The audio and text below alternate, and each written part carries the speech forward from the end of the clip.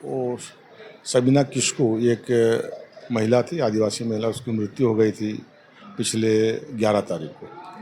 और उसमें कोई पथरी का ऑपरेशन के लिए करीब उसके पति 2 लाख रुपए जमा कराए थे, और उसके बाद 7 को एक बार ऑपरेशन हुआ शायद, फिर 9 तारीख होने के बाद 11 तारीख को उसकी मृत्यु हो गई। इस एपिसोड में उसके पति को पहले कह दिया गया था, पहला ऑपरेशन के बाद में, कि 2 दिन के बाद में आपकी पत्नी नहीं रहेगी।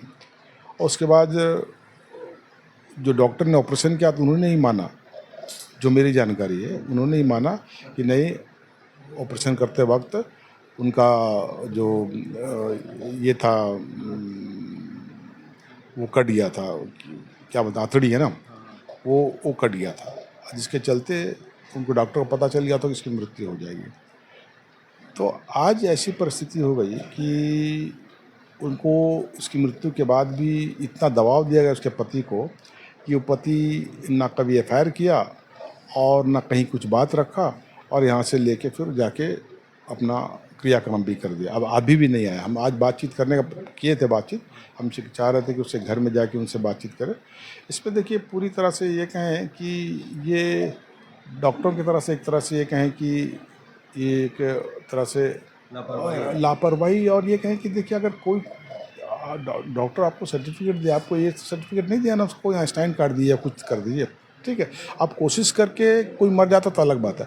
और इस घटना से ऐसा लगता है कि कहीं ना कहीं डॉक्टर या तो एकदम अनाड़ी होगा या फिर जानबूझ के ऐसा कुछ कर दिया होगा। इसलिए हम लोग ने इस पूरे एपिसोड में अलग अलग तरह की बातें आ रही है। हमने कहा है कि प्रेस कॉन्फ्रेंस के माध्यम से कि भाई, हम लोग अभी स्वास्थ्य मंत्री हमारे कांग्रेस के ही मंत्री हैं, उनसे एक कमेटी का गठन करवाएंगे ताकि वो जांच कर ले कि सचमुच में क्या है, नहीं है, क्या हुआ नहीं। इसलिए कि अब तो बॉडी भी नहीं है, ठीक है, अब एफआईआर भी नहीं किया गया। तो हम लोग प्रयास कर रहे हैं कि अगर ऐसा कुछ घटना घटी तो आपको, उनको भी, पति को भी करना चाहिए था एफआईआर पर।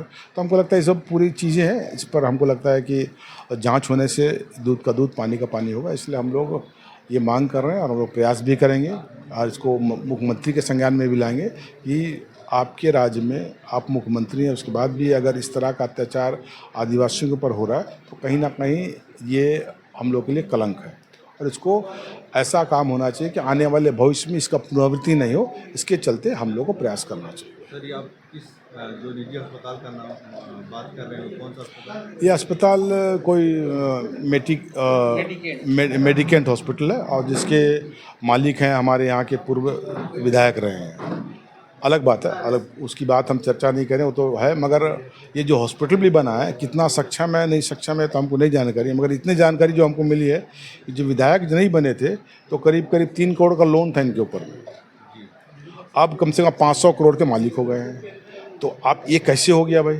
अब 300 करोड़ का लोन ही थे, और उसके बाद विधायक बनने के बाद 500 करोड़, हम लोग तो 3-3 टर्म के बन गए, सांसद ही बन गए, मेरा पास तो कुछ आया नहीं। तो कहीं ना कहीं कुछ तो बात होगा। ये अलग चीज़ है, ये मेरा विषय नहीं है, वो तो ईडी जांच करेगी, इनकम टैक्स जांच करेगी आखिर क्या हुआ, कैसे पैसा आया।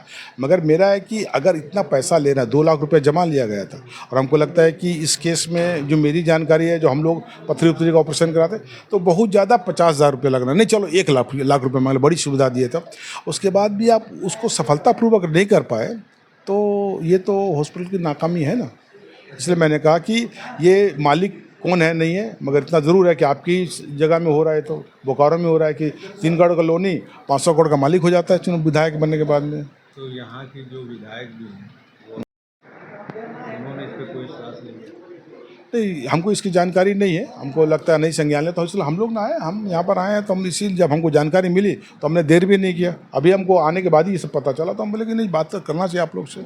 देखिए, हमने जो मांग की है, जाँच की मांग की है, जाँच होगी सब चीज़ भी आएंगे ना, कहाँ से ये उगा, कहाँ से धुआं निकला, कहाँ आग था, कौन कौन इन्वॉल्व है, सब कुछ पता चलेगा। इसलिए हमको लगता है एक तो जांच होने से दूध का दूध, पानी का पानी हो जाएगा, तब आरोप भी हम लोग लगा सकेंगे सचमुच में ये लड़ाई किसकी चलती हुई, कौन चुपचाप है, कौन आगे बोल रहा है, नहीं बोल रहा है, ये सब पता चलेगा।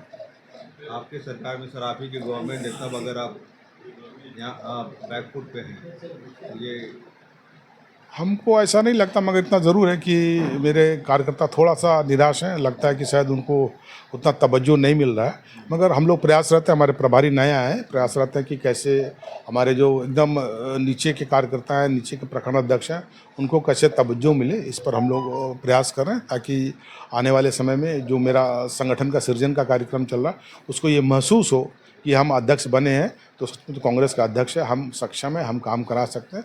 हमारे बोलने से लोग सुनते हैं, सरकारी तंत्र पदाधिकारी सुनते हैं। इस सब को हम लोग प्रयास कर रहे हैं कि ये सब को मतलब विधायक और पार्टी में समन्वय कमी दिख जाएगी? नहीं, ऐसा कहीं कोई कमी नहीं है।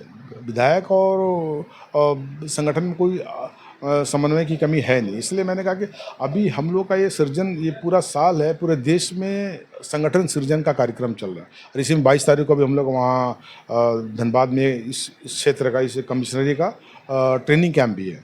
और वो ट्रेनिंग कैंप इसीलिए सिर्फ कि हम लोग बूथ तक कैसे जाएंगे, बूथ तक हमारी कैसे कमेटी बनी, इसलिए अब ये तो लगातार चल रहा है। और हम लोग इस वर्ष पहली बार ये प्रयास हो रहा है हमारे प्रभारी आने के बाद में कि एकदम बूथ तक आदमी जो बनेगा वो दिल्ली के कांटेक्ट में रहेगा। एक वहाँ से कोई आवाज़ आएगी तो उनको सुनाई पड़ेगा जो बूथ में पड़ा हुआ। ये हम लोग ऐसा सिस्टम बनाया जा रहा है और हमको लगता है कि आने वाले समय में सब लोग, विधायक, संगठन सब मिल के हम लोग अच्छा रिजल्ट देंगे।